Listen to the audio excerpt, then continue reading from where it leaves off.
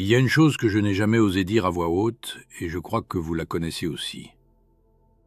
Pendant des années, sans jamais l'avouer, je me suis demandé de quoi j'avais l'air. Pas par vanité, plus profond que ça. Cette petite inquiétude qui revient devant une glace, avant de sortir, avant de retrouver des gens. Est-ce que ça va? Qu'est-ce qu'ils vont voir? Et je passais devant les miroirs, les vitrines, les surfaces qui renvoient, en cherchant chaque fois, sans m'en rendre compte, à corriger quelque chose, à rattraper une image que je ne tenais pas vraiment. Et puis un soir calme comme celui-ci, je suis tombé sur une chose toute simple, tellement simple qu'on traverse une vie entière sans s'y arrêter.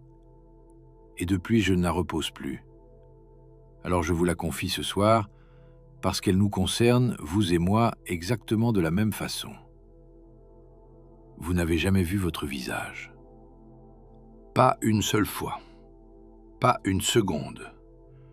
Depuis le jour de votre naissance, vous ne l'avez jamais vu directement, de vos propres yeux, comme vous voyez la main de quelqu'un, ou un arbre, ou le ciel d'un soir d'été. Ce que vous avez vu, ce n'était jamais le visage lui-même, seulement un reflet, une surface qui vous le renvoie. Du verre, de l'eau, une vitre au passage. Toujours un intermédiaire, jamais la chose elle-même. Et ce reflet, en plus, il vous ment un peu. Testons quelque chose. Pensez à la dernière fois où vous vous êtes regardé dans une glace. Ce matin, peut-être. Vous avez vu quelqu'un, et vous l'avez reconnu sans effort, instantanément, comme on reconnaît une voix familière dans une pièce remplie de monde. Mais ce quelqu'un était inversé. La gauche à droite, la droite à gauche. La mèche qui tombe du mauvais côté. Le petit défaut sur la joue, qui n'est pas là où les autres le voient. Le sourire un peu de travers, mais de travers dans l'autre sens. Le visage que vous connaissez par cœur, celui que vous croyez être le vôtre, personne d'autre ne l'a jamais vu. Il n'existe que pour vous, dans le miroir. Les gens qui vous aiment, eux, voient l'inverse. Ils voient le vrai. Et le vrai, justement, c'est celui que vous ne connaissez pas. D'ailleurs, c'est pour ça qu'on est si nombreux à ne pas aimer les photos de nous. On dit « ce n'est pas moi, je ne me ressemble pas là-dessus, j'ai l'air étrange ». Et au fond, on a raison. Sur la photo, on se voit pour une fois à l'endroit, tel que les autres nous voient depuis toujours. Et ça nous dérange parce que ce n'est pas le visage qu'on a appris à aimer dans la salle de bain. C'est un presque inconnu qui nous ressemble. Voilà la première fissure. Le visage que vous croyez le mieux connaître au monde, c'est une version retournée, une copie, pas l'original. Et l'original, lui, où est-il? Nulle part où vous puissiez le regarder. C'est ça qui sert un peu quand on commence à y penser. On voit le visage de tout le monde, tout le temps. Celui de la personne en face dans le bus, celui du caissier qui rend la monnaie, ceux des gens qu'on aime, leurs rides, leur fatigue, leur joie quand elle monte d'un coup et change tout le visage. On lit les visages des autres toute la journée, sans même s'en apercevoir. C'est la première chose qu'on regarde chez un être humain, la seule parfois dont on se souvient de quelqu'un des années plus tard. Mais le nôtre, on ne le verra jamais. On naît, on vit, on s'en va, et la seule chose que tout le monde voit de nous, la toute première, on n'y a jamais eu accès. On est aveugle à ça précisément, à ce qu'on montre. Il y a quelque chose de plus étrange encore, dans le même genre, et personne n'y pense jamais. Vos yeux. Vous avez déjà vu vos yeux dans un miroir, bien sûr. Mais vous n'avez jamais vu vos yeux en train de regarder. Jamais vu votre propre regard se poser sur quelque chose, s'allumer, s'adoucir, se durcir. Au moment où vous regardez le reflet de vos yeux, ils sont déjà occupés à se regarder, ils ne font plus que ça. Le regard vivant, celui qui se pose sur un enfant, sur une personne aimée, sur un paysage qui vous coupe le souffle. Ce regard-là, vous ne l'avez jamais vu de l'extérieur. Vous le donnez sans arrêt et il vous reste invisible. Les autres, eux, le reçoivent en plein. Ils savent exactement ce que c'est, d'être regardé par vous. Vous, non. Donc, même vos yeux, la partie de vous qui dit le plus, qui ne sait pas mentir, vous ne les connaissez que figés, en train de s'observer, jamais vivants. Un motif commence à se dessiner et il faut le laisser monter doucement.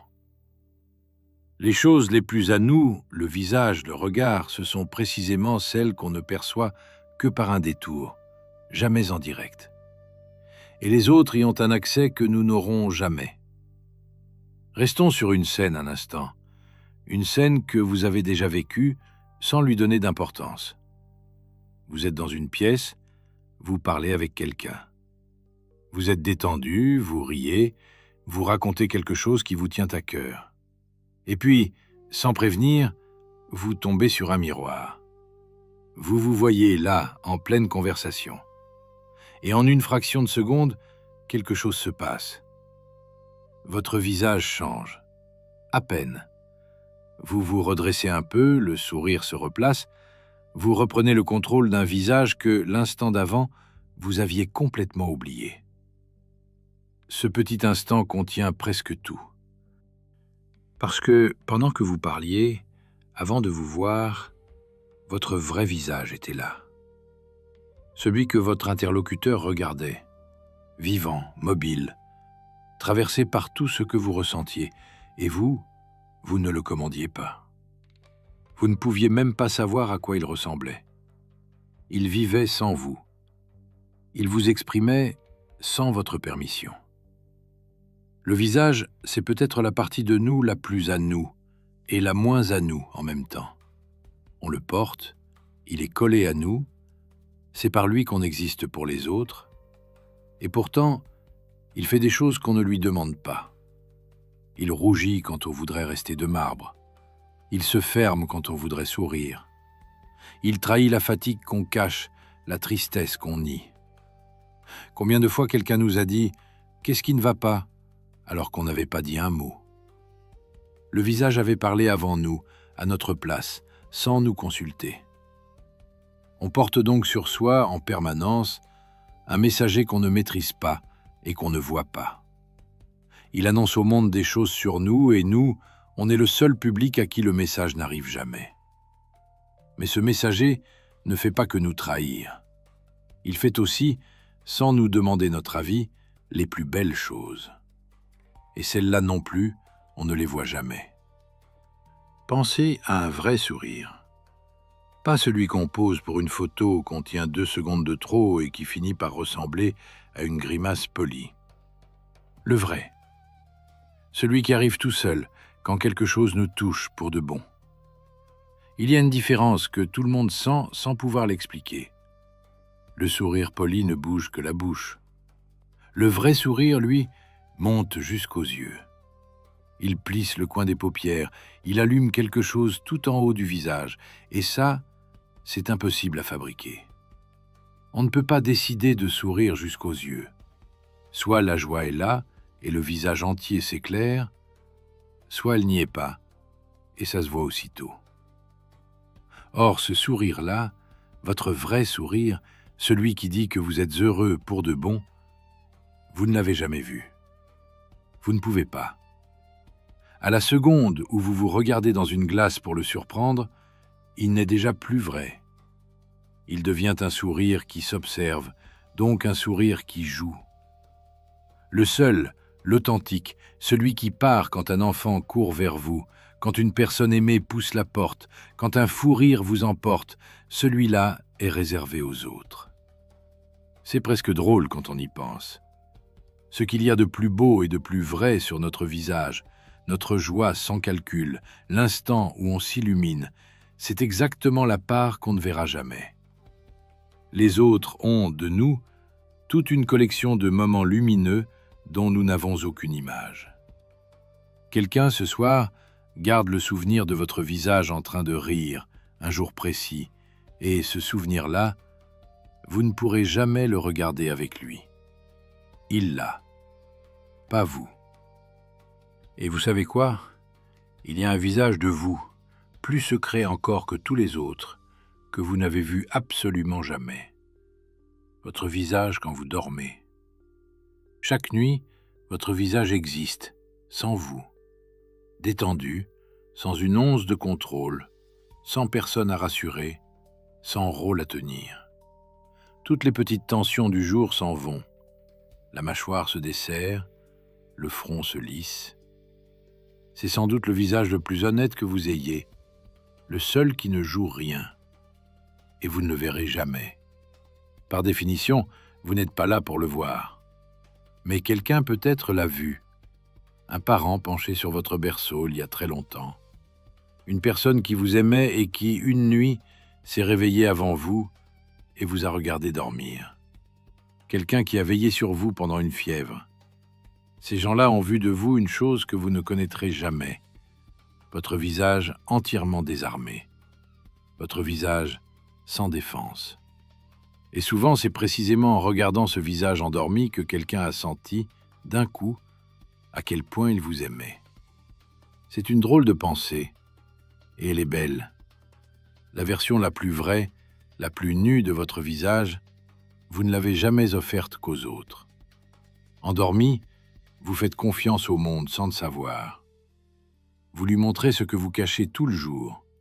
Et ça, ce cadeau-là, vous le faites les yeux fermés, sans même en avoir conscience. Alors, pour comprendre ce qui se joue là, il faut revenir très loin en arrière, au tout premier miroir de l'humanité. Avant le verre, avant le métal poli, il y a eu l'eau. Une flaque, un étang, le bord calme d'une rivière au matin. Les premiers hommes qui se sont penchés au-dessus de l'eau immobile et qui ont vu, pour la première fois, ce qu'ils étaient. Imaginez ça une seconde. Vivre toute une vie sans jamais avoir vu son propre visage, et un jour, par hasard, l'eau tranquille qui vous le rend. Ce n'est pas une image que j'invente pour faire joli, c'est exactement notre condition, à nous tous. On a juste oublié à quel point elle est étrange, parce qu'on a fini par mettre des miroirs partout. Il y a une voie de sagesse très ancienne, née le long des fleuves et des montagnes d'Orient, qui a fait de l'eau le centre de presque tout. Le taoïsme. Et ce qu'elle a compris sur l'eau, c'est exactement ce qui nous occupe ce soir. L'eau ne montre que ce qui se penche au-dessus d'elle. Elle ne crée rien, elle ne décide rien, elle ne juge rien. Elle reflète, c'est tout. Et pour bien refléter, il lui faut une seule chose, le calme. Une eau agitée ne montre aucun visage. Elle renvoie des éclats brisés, des morceaux de lumière, du mouvement sans forme. Il faut que la surface s'apaise pour que l'image apparaisse. Et il y a une image, dans cette vieille sagesse, qui à elle seule pourrait tout dire. La lune sur l'étang. La nuit, la pleine lune se pose sur l'eau immobile. On la voit là parfaitement posée à la surface. Et pourtant, cette lune sur l'eau, ce n'est pas la lune. Ce n'est qu'un reflet, une apparence, une lumière empruntée. Si vous plongez la main pour la prendre, vous ne ramenez rien que de l'eau froide entre les doigts, et l'image se brise en 1000 morceaux. Il suffit d'un souffle de vent, d'une ride sur la surface, et la lune éclate, se disperse, disparaît. Puis l'eau se calme, et elle revient, intacte, comme si de rien n'était. Gardez cette lune sur l'eau quelque part en vous. On va y revenir. Parce que votre visage, et bien plus que votre visage, c'est exactement cette lune posée sur une surface. Une apparence qui dépend entièrement du calme de l'eau. Pour l'instant, restons devant ce constat tout simple. Pour se voir, il faut un dehors, une surface, un reflet, le regard d'un autre. Sans rien de tout ça, notre propre visage nous resterait à jamais inconnu. Et il y a un moment dans chaque vie humaine où cette découverte arrive vraiment pour la première fois. Un tout petit enfant, devant une glace, ne se reconnaît pas. Il voit un autre bébé.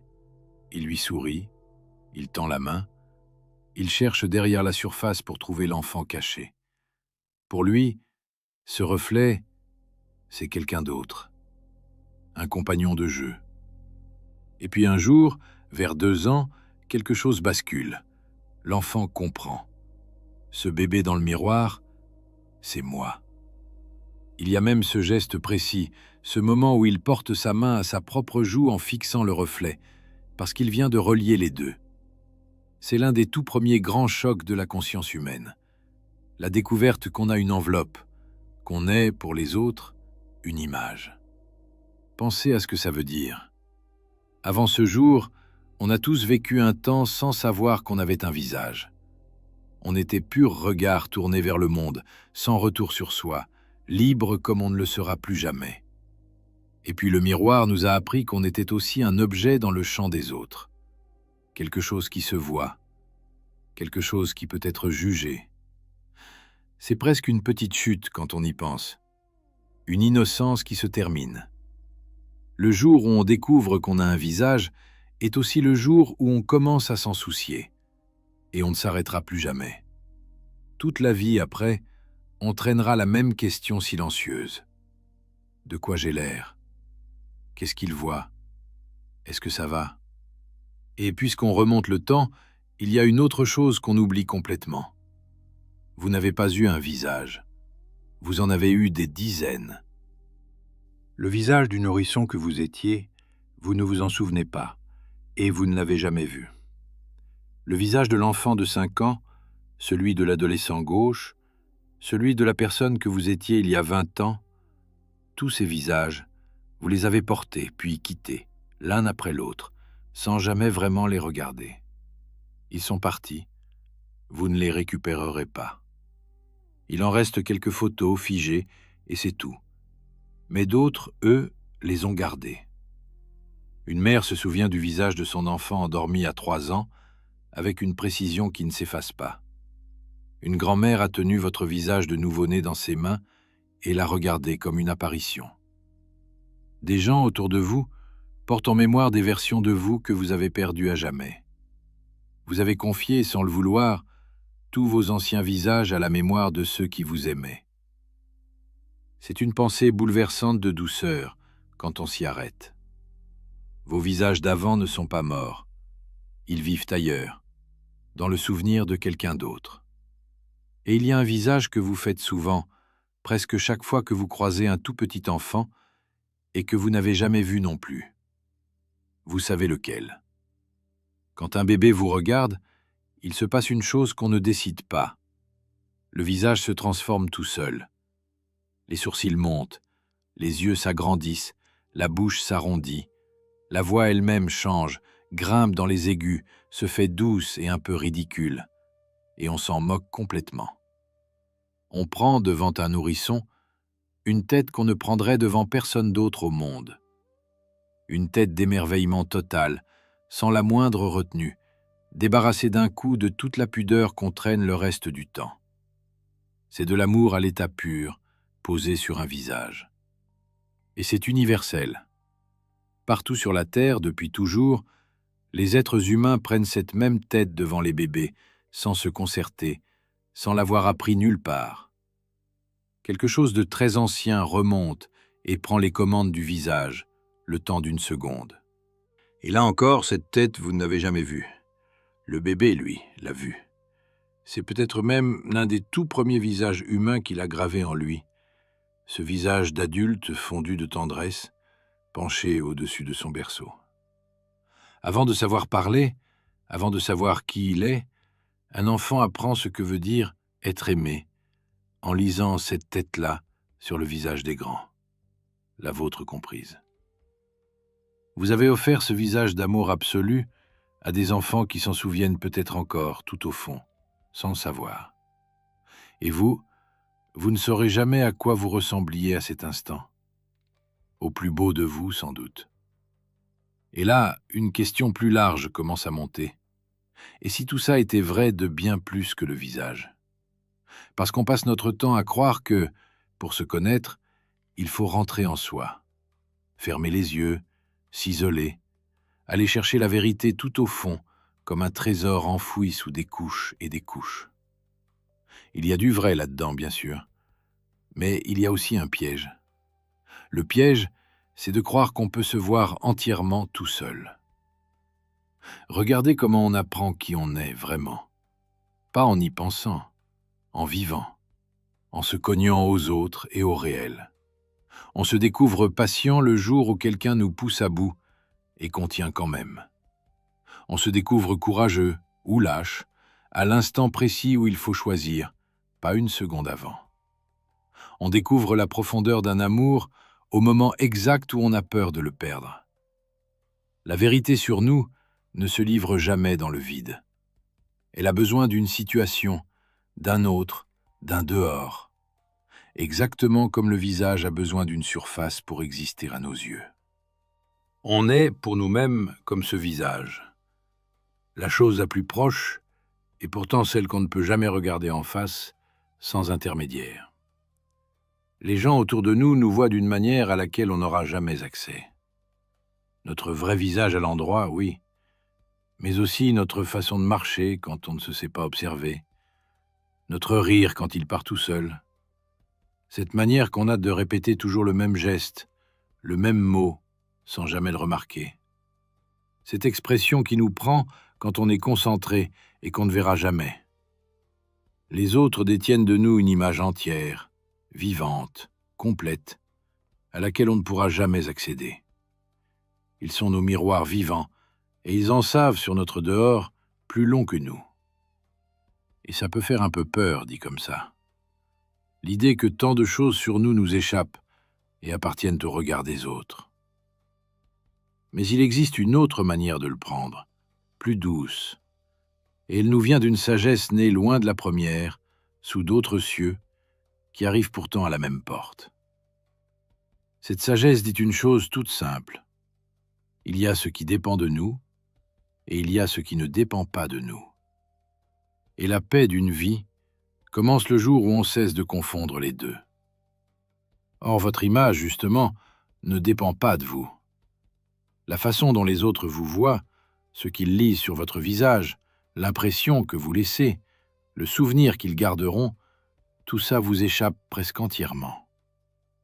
Vous pouvez sourire le plus sincèrement du monde, quelqu'un y verra de la moquerie. Vous pouvez vous taire par respect, quelqu'un y verra du mépris. Votre visage parle, et chacun interprète avec sa propre histoire, ses blessures, ses peurs, son humeur du jour. L'image que vous renvoyez, c'est à moitié celui qui vous regarde qui la fabrique. Vous n'en tenez pas les commandes, jamais entièrement. On a tous vécu ça, je crois. Toutes ces fois où quelqu'un s'est fait de nous une idée qui n'avait rien à voir avec ce qu'on était vraiment. Cette personne qui vous a trouvé froid alors que vous étiez seulement intimidé. Celle qui vous a cru sûr de vous alors que vous trembliez à l'intérieur. Celle qui est partie en pensant que vous ne l'aimiez pas alors que vous l'aimiez en avoir mal, mais que les mots n'étaient pas sortis. Votre attitude, votre silence, votre maladresse, tout ça a été lu, traduit, parfois déformé, par des gens qui ne voyaient pas ce qu'il y avait derrière. Et vous n'avez rien pu y faire. Je vais vous dire le fond de ma pensée, là, simplement, parce que je ne me place surtout pas au-dessus de ça. Je crois que derrière cette inquiétude de notre image, il y a presque toujours la même chose, très ancienne et très douce. Une faim d'être vu et trouvé bien. On a tous, quelque part au fond, un regard précis dans la tête. Un parent, quelqu'un qu'on a aimé, une personne devant qui on aurait tellement voulu être assez. Et je pense que beaucoup d'entre nous passons une partie de notre vie à régler une conversation muette avec ce regard-là, à lui prouver quelque chose, parfois longtemps même après qu'il s'est tu. Moi le premier, certains soirs. Et ce que j'ai fini par comprendre lentement, c'est que ce n'est pas une faiblesse, c'est juste profondément humain. On a simplement cherché cette permission dehors, dans les yeux des autres, alors qu'elle n'a jamais pu venir que d'un seul endroit. Celui qu'on n'osait pas regarder. Le dedans. C'est dur à entendre parfois. Et pourtant c'est une délivrance si on l'écoute jusqu'au bout. Parce qu'on passe un temps fou à vouloir tenir ce qui ne se tient pas, à soigner notre image, à deviner ce que les gens pensent, à corriger une impression, à rattraper un malentendu. C'est épuisant et c'est sans fin. On court après le reflet. On voudrait redresser dans le miroir des autres une image qu'on ne voit même pas et qui ne nous a jamais appartenu. Cette sagesse-là dit « Posez ça, doucement, ce n'est pas à vous. Votre réputation, le visage que les autres vous prêtent, l'idée qu'ils se font de vous, ça leur appartient à eux. C'est leur affaire, pas la vôtre. » Et je sais ce que vous pourriez vous dire en m'écoutant, que ça ressemble à une de ces formules toutes faites qu'on se répète pour se rassurer. Acceptez-vous comme vous êtes, ne vous souciez pas du regard des autres. Ce n'est pas ça que je dis, et ce serait un peu facile. Il ne s'agit pas de devenir indifférent à ce qu'on aime, ni de se barricader. Il s'agit de voir très précisément où passe la frontière, ce qui est à vous et ce qui ne le sera jamais, et de cesser de s'épuiser jour après jour du mauvais côté de cette ligne. Parce qu'à vous, il reste autre chose, une seule chose, mais elle est entièrement, absolument vôtre, votre conduite. Non pas l'image que vous donnez, mais le geste que vous faites. Vous ne décidez pas de ce que votre visage exprime aux yeux d'un inconnu dans la rue, mais vous décidez de tendre la main ou pas, de dire la vérité ou de mentir, de rester quand c'est difficile ou de partir. Ça, personne ne peut vous le prendre et personne ne peut le déformer. Le miroir des autres peut mentir sur votre visage. Il ne peut pas mentir sur vos actes. Parce que vos actes, eux, sont réels, pleins, sans envers ni endroit. Ils n'ont pas de reflet inversé. Ils sont, tout simplement. Regardez le chemin qu'on vient de faire ensemble. On est parti d'une petite étrangeté, vous n'avez jamais vu votre visage, et on se retrouve devant quelque chose d'immense. La partie de vous que vous voyez, l'image, le reflet, l'apparence, c'est précisément celle qui ne vous appartient pas. Et la partie que vous ne pouvez pas regarder, ce que vous êtes en train de faire, là, maintenant, la manière dont vous traitez les gens, ce que vous choisissez quand personne ne vous voit, c'est ça qui est entièrement vous. On avait tout pris à l'envers, comme dans la glace. Et revenez à l'eau maintenant, à cette lune posée sur l'étang. Il y a une vieille image qui éclaire tout, celle d'un cœur qui serait comme une eau parfaitement calme, qui ne retient rien, ne devance rien, ne s'accroche à rien, qui reflète ce qui vient, puis le laisse repartir.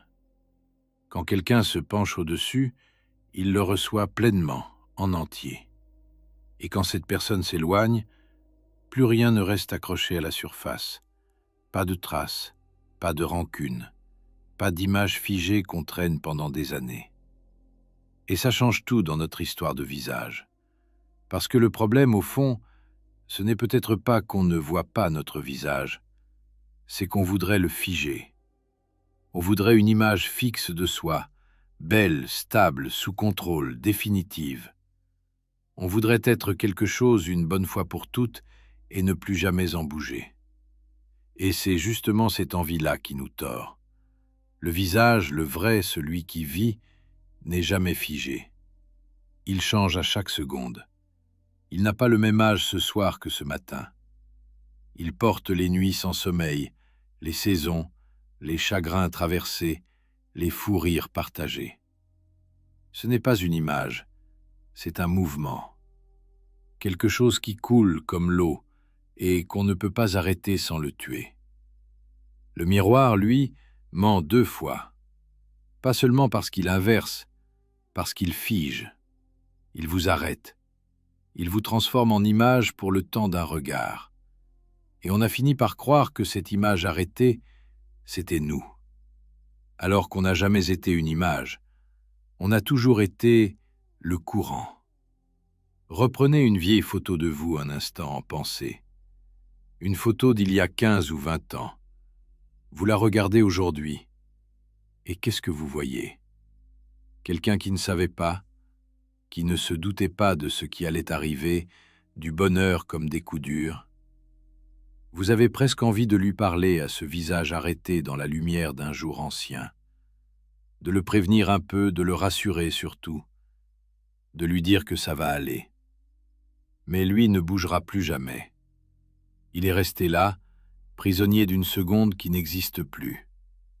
Pendant que vous avez continué. Vous avez vieilli, changé, aimé, perdu, recommencé. Cette photo, c'est la preuve même que vous n'êtes pas une image, parce que l'image, elle, est restée, et pas vous. Vous avez sûrement déjà vécu ceci aussi. Ces jours où vous vous trouvez vieux et fatigué dans la glace le matin, et presque beau le lendemain soir, sans avoir changé d'un seul trait entre les deux. Ce n'est pas le visage qui change si vite, c'est le regard que vous posez sur lui. C'est votre humeur, votre nuit, votre cœur du moment. Le miroir ne vous montre pas votre visage. Il vous montre votre état d'âme, posé sur un visage, comme la lune, posée sur l'eau. Quand on se regarde dans la honte, on se trouve laid. Quand on se regarde dans l'amour, on se trouve transformé, presque méconnaissable de douceur. Le visage, pourtant, n'a pas bougé d'1 millimètre. C'est ce qu'on porte au-dedans qui déforme l'image. Exactement comme la lune se brise sur l'eau dès que la surface se met à trembler. Et là, une question monte, et elle ne nous lâche plus de la soirée. Et si la seule chose qu'on puisse vraiment faire, ce n'était pas de voir enfin notre visage, mais d'apaiser ce qui, en nous, déforme tout le reste. On arrête de chercher à quoi on ressemble, de courir après l'image que les autres se font de nous, de vouloir figer un reflet qui de toute façon nous échappe. Et on se tourne, tout doucement, vers l'intérieur, vers ce tremblement qui, en nous, déforme tout ce qu'on reçoit. Pour que les gens, les jours, les épreuves, se posent en nous sans être tordus, sans passer d'abord par le filtre de la peur, du manque, ou de ce vieux besoin d'être validé qu'on traîne depuis l'enfance. Et ça, contrairement à l'image, ça dépend de nous. On ne choisit pas son visage, ni ce que les autres y lisent. Mais ce travail-là, ce lent retour vers l'intérieur, on peut s'y mettre, jour après jour. C'est sans doute le seul qui en vaille entièrement la peine, et il est invisible. Personne ne le verra dans le miroir. Mais tout le monde le sentira, sans pouvoir le nommer, dans la façon dont vous êtes présent, dont vous écoutez, dont vous traversez les choses sans vous briser. C'est ça l'eau calme. Une surface apaisée reflète le monde tel qu'il est, fidèlement, avec la lune entière dedans. Une surface agitée le casse en éclats. Et le travail de toute une vie, ce n'est peut-être pas de polir son reflet pour le rendre plus beau, c'est d'apaiser sa propre eau, pour que ce qui s'y pose cesse d'être déformé. Au fond, voilà peut-être ce que le miroir essaie de nous apprendre depuis le tout premier jour, et qu'on n'écoute pas. On ne se connaît pas en se regardant. On se connaît en regardant comment on reçoit le monde. Le miroir vous renvoie un visage inversé, figé, à moitié faux. Mais les vivants autour de vous, les jours qui passent, les épreuves qui arrivent, eux, vous renvoient quelque chose de vrai, pas votre image, votre manière d'être au monde, la façon dont vous tremblez devant ceci, dont vous vous illuminez devant cela, dont vous fuyez ou dont vous restez planté là, présent. Tout ça se reflète en permanence dans la surface de votre vie. Et c'est infiniment plus vrai que n'importe quelle glace de salle de bain. Et il y a un geste minuscule qu'on fait plusieurs fois par jour sans le remarquer, où le visage qu'on donne compte bien plus qu'on ne croit. Le moment où on se quitte. Une porte, un quai, le coin d'une rue. quelqu'un qu'on aime s'en va ou c'est nous qui partons. Et il y a ce dernier regard, cette dernière image que l'autre emporte de nous pour quelques heures ou quelques jours.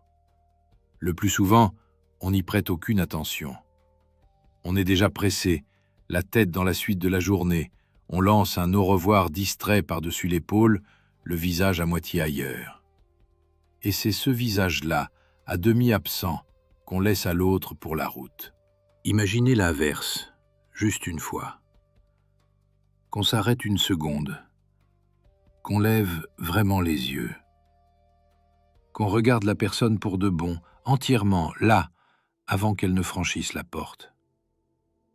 Elle ne saura pas pourquoi, mais elle partira avec quelque chose d'un peu plus chaud dans la poitrine.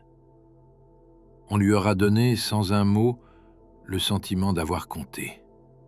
Et ça ne coûte rien. Une seconde d'attention, un visage qu'on n'aura toujours pas vu, mais qui, lui, aura dit l'essentiel sans un seul mot. Que cette personne compte. Qu'on était heureux à cette seconde précise de l'avoir eu en face de soi.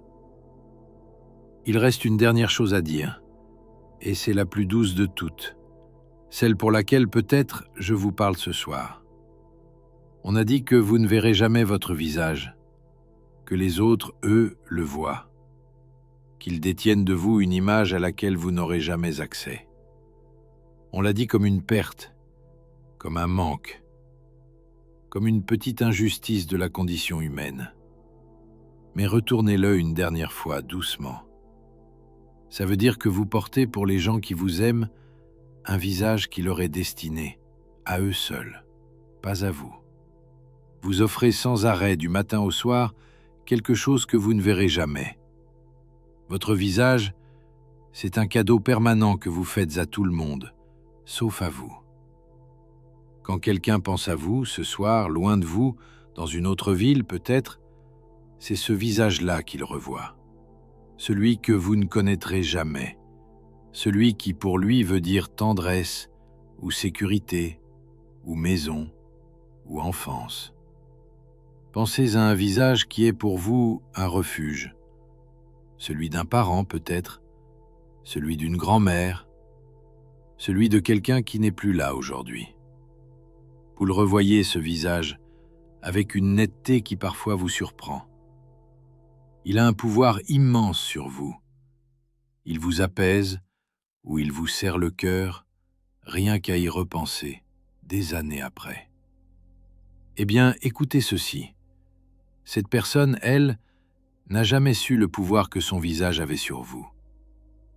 Elle ne l'a jamais vu, ce visage qui était pour vous un abri contre le monde entier. Elle a vécu toute sa vie, et elle est partie peut-être, sans jamais connaître la plus belle chose qu'elle vous laissait. Elle croyait, comme tout le monde, avoir un visage ordinaire avec ses défauts, ses rides, son nez de travers. Et pour vous, c'était un pays entier. Laissez cette idée se poser parce qu'elle vous concerne directement. En ce moment même, à la seconde où je vous parle, vous êtes en train de devenir ce visage-là pour quelqu'un. Vous laissez à des gens un visage qui comptera, qu'ils reverront, qui les apaisera peut-être longtemps après vous dans des nuits difficiles que vous ne connaîtrez pas. Et vous ne le saurez jamais. Vous ne le verrez jamais. Vous êtes pour quelqu'un un refuge dont vous ignorez tout. Et vous, pendant ce temps, vous vous inquiétez de la ride, du cerne, du sourire de travers dans la glace du matin. On regarde tous dans le mauvais miroir. Le bon, ce n'a jamais été celui de la salle de bain. C'est les yeux des gens en face. Et ce qu'on y lit, ce n'est jamais vraiment notre visage. C'est ce qu'on leur fait. C'est l'effet qu'on a sur le monde qui nous revient, adouci ou durci, selon ce qu'on a mis dedans. Je vous ai dit au début de cette soirée que pendant des années, je me suis demandé de quoi j'avais l'air, que je passais devant les surfaces en cherchant à corriger une image que je ne tenais pas. Si je peux vous dire une chose ce soir, c'est ce que j'ai fini par comprendre lentement. Le jour où j'ai cessé de vouloir redresser ce reflet, je n'ai pas trouvé la paix en me trouvant plus beau. Je l'ai trouvé en arrêtant simplement de regarder de ce côté-là, en reportant toute cette attention, tout cet effort, vers la seule chose qui était vraiment entre mes mains. Pas l'image que je donnais, ce que je faisais avec mes journées et avec les gens devant moi. C'est tout ce qui me restait. Et c'était, en réalité, tout ce qui comptait. Alors voilà avec quoi on se quitte ce soir. Pas une réponse. Les réponses propres, bien rangées, ne tiennent jamais très longtemps. Juste une chose à laisser tourner doucement dans le calme avant de dormir. Si vous ne verrez jamais votre visage, et que la seule chose vraiment à vous, c'est ce que vous faites de vos jours et de vos gestes, alors à quoi voulez-vous donner le temps qui vous reste? À soigner un reflet que vous ne tenez même pas et qui ne vous a jamais appartenu? Ou à apaiser tout doucement l'eau qui, au-dedans, déforme encore un peu le monde et les gens que vous aimez? Le visage que vous montrez au monde, vous ne le choisirez jamais vraiment. Mais ce qu'il y a derrière, ce qui le traverse, ce qui s'y reflète sans même que vous le sachiez, ça se travaille en silence, toute une vie. Et c'est peut-être ça, au fond, se connaître. Non pas se voir enfin dans une glace parfaite, mais devenir assez clair, assez calme au-dedans, pour que le monde, en se reflétant en vous, ne soit plus jamais déformé. Il y a une eau calme en vous. Elle a toujours été là, en dessous, sous tout le bruit et toute la fatigue des jours. Et ce soir, vous n'avez rien d'autre à faire que de la laisser enfin se reposer. Pour qu'au matin, quand un visage aimé se penchera de nouveau au-dessus de vous, il y trouve la lune entière et pas un reflet brisé.